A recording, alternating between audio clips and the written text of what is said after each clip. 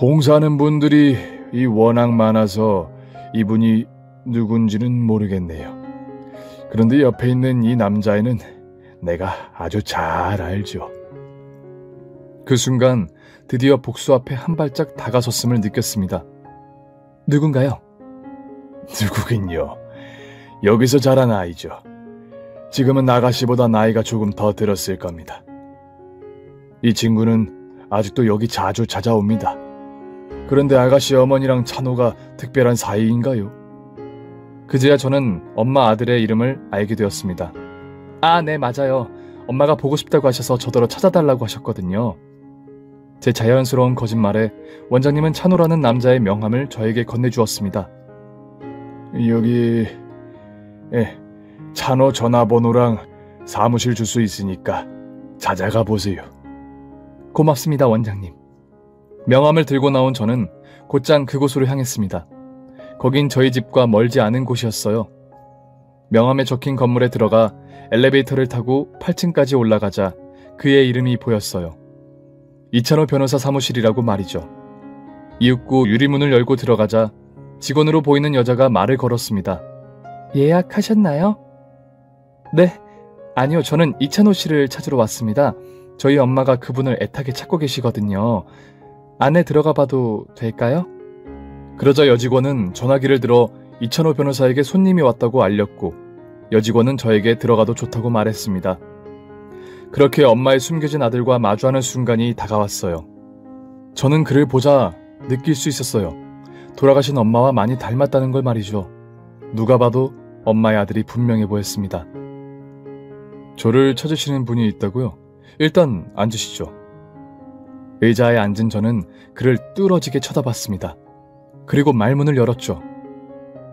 이경숙 씨 아시죠? 네? 이경숙 씨요?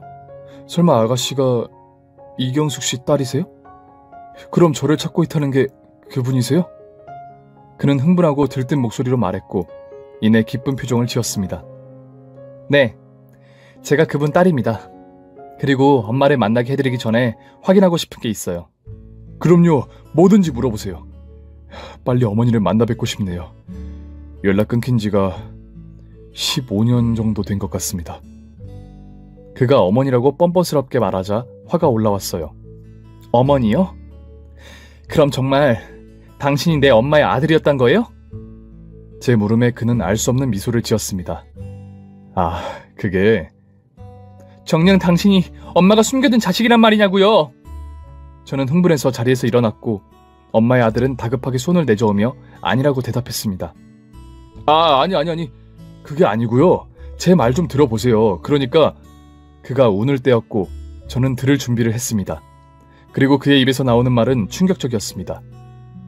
따님이 오해를 단단히 하신 것 같네요. 저는 고아예요.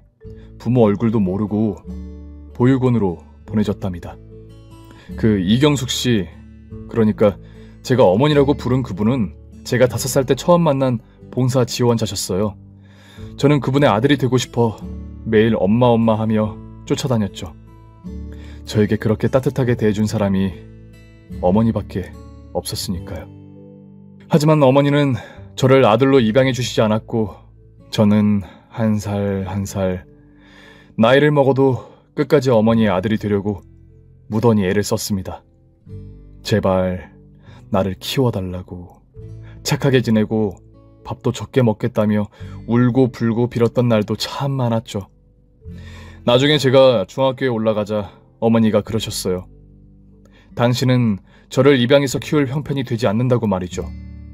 딸을 키우기도 벅찬데 저까지 키울 수 없다고 미안해하셨어요. 하지만 어머니는 제가 공부를 잘하는 걸 알고 매달 10만원씩 장학금을 보내주셨습니다. 전 그 돈으로 문제집을 사서 보고 또 보며 정말 열심히 공부했고요.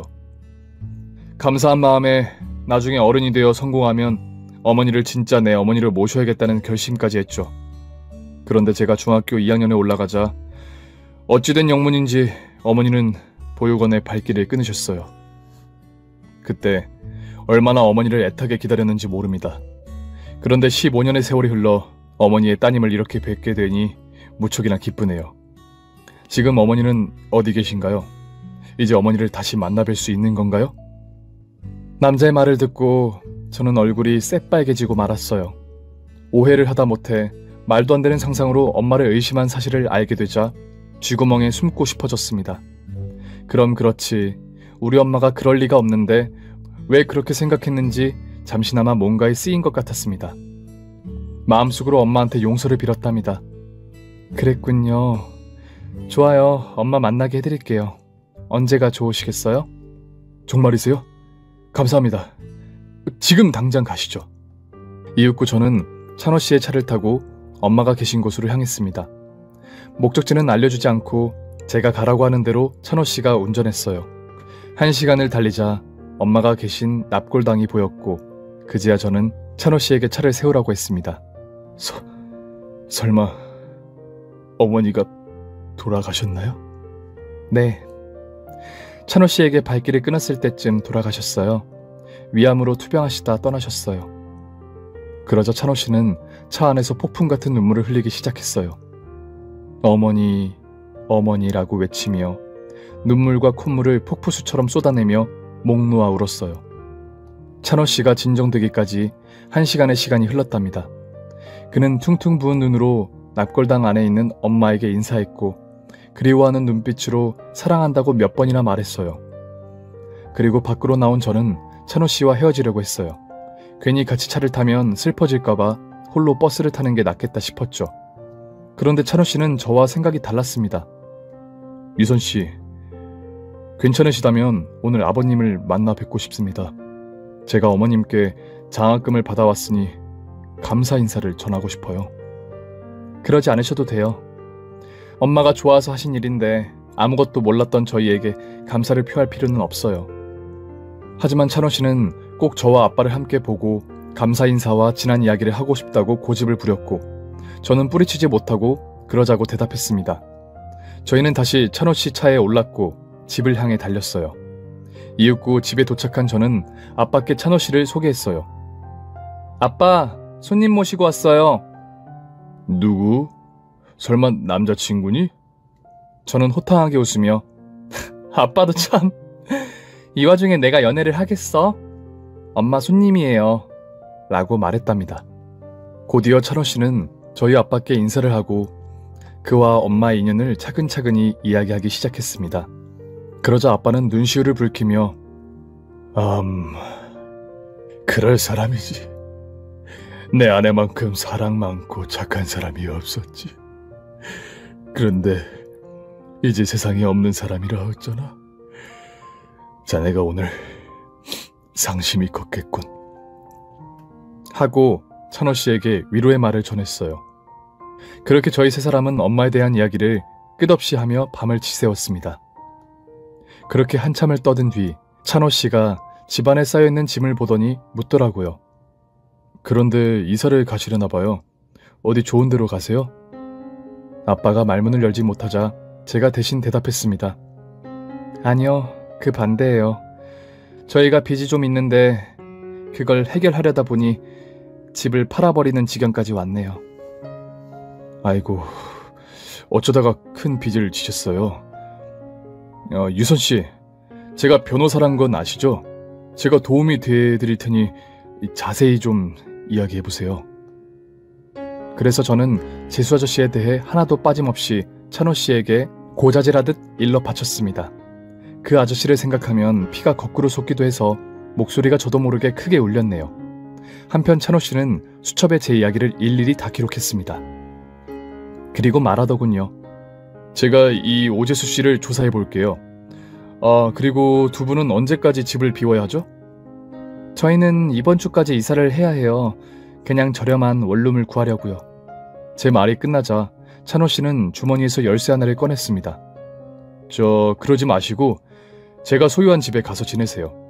저는 어머니의 장학금 덕분에 꽤 성공했어요. 그래서 집도 2채나 있는 거죠. 그 집을 내어드릴 테니 거기서 지내시도록 해요.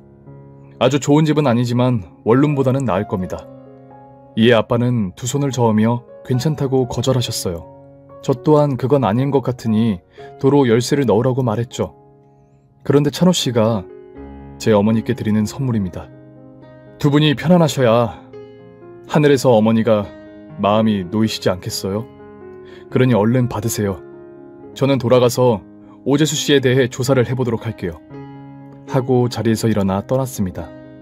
결국 저와 아빠는 염치 없지만 찬호 씨의 선물을 받아들이기로 했어요. 지낼 곳 없는 저희가 가릴 처지도 아니었으니 감사한 마음으로 이사를 떠나게 되었습니다. 사흘 뒤, 저와 아빠는 이삿짐 센터를 불렀고 찬호 씨가 보내준 주소로 향했습니다. 그리고 저희가 지낼 집이 단독주택에 40평이 넘는다는 사실에 매우 놀랐어요. 아무리 변호사이지만 무슨 돈을 그리 많이 벌었는지 입이 떡 벌어지는 크기의 집이었다니까요. 저와 아빠는 감탄사만 뱉어내며 여기서 진짜 살아도 되는 거냐고 서로에게 묻기를 반복했답니다. 여하튼 저와 아빠는 생각지도 못한 새로운 보금자리를 얻게 되어 매우 기뻤어요. 너무 편해 호강하고 있다고 전했네요. 그러자 찬호 씨가 전할 소식이 있다며 원래 있던 그의 소파에 나란히 앉았답니다.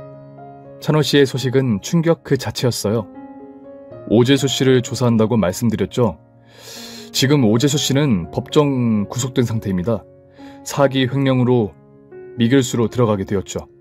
그런데 곧 기결수가 될 겁니다. 저지른 죄가 워낙 많아서 재판을 뒤집지는 못할 겁니다. 그리고 조사 중에 아버님의 사업이 실패한 이유를 밝혀냈어요. 오재수 씨가 새로 회사를 차려 아버님의 거래처 사장들에게 뇌물을 공유하며 다 빼앗아온 거더라고요. 그래서 지금 거래처 사장들도 모두 검찰 조사를 받고 있더군요. 아버님께는 유감이지만 친구한테 제대로 당하셨습니다. 아버님 사업이 잘 돼서 질투가 나서 그런 것 같더라고요. 어쨌든 오재수 씨만 아니었어도 아버님 사업이 망할 일은 없었을 겁니다. 추가로 오재수 씨한테 투자금을 갚을 의무가 없습니다. 불법적으로 이득을 취한 행위가 드러났으니 그 과정에 아버님도 피해자로 분류되셨어요. 나중에 검찰 조사에서 다 밝혀질 테니 이제 가슴에 무거운 짐 내려놓으세요. 저와 아빠는 찬호 씨의 말을 듣고 부둥켜 안고 펄쩍펄쩍 뛰었습니다.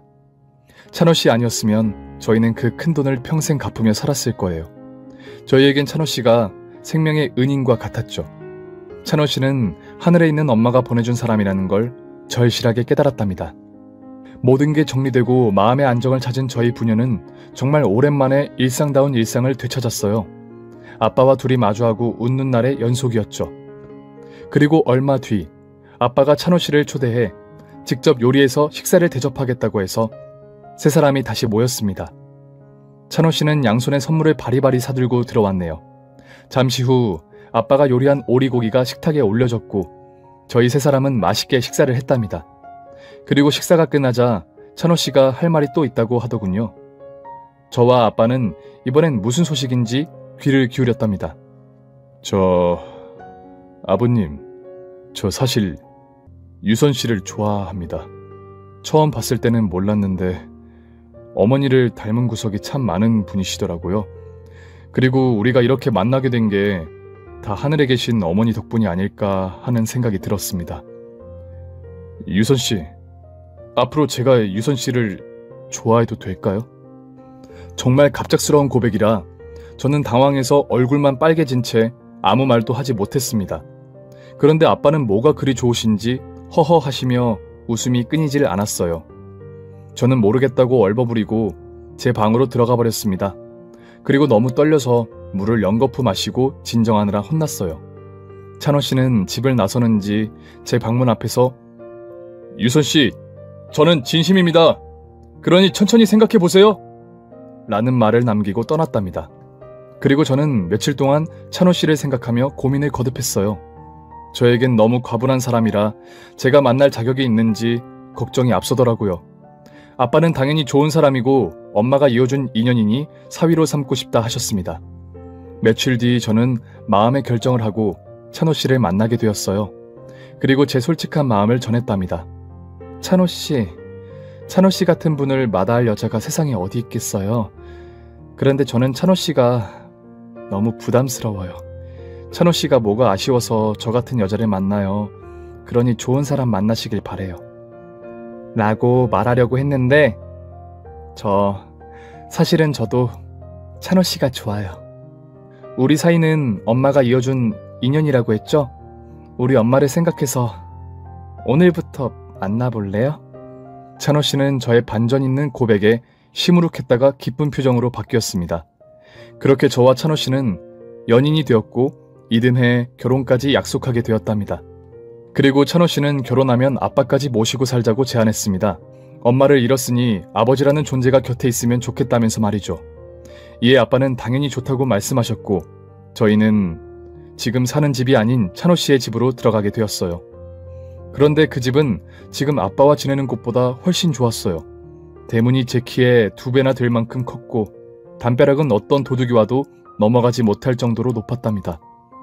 게다가 마당 또한 굉장히 크고 넓어서 현관문까지 걸어가는데 한참 걸리는 것 같았네요.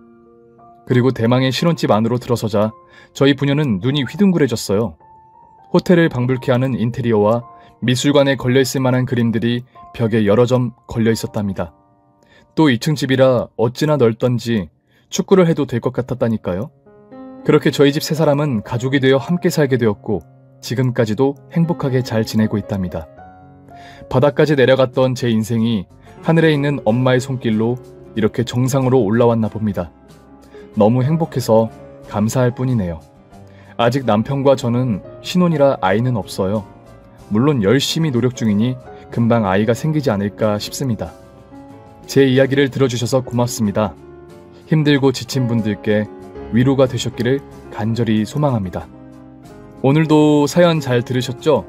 구독과 좋아요 눌러주시면 큰 힘이 됩니다.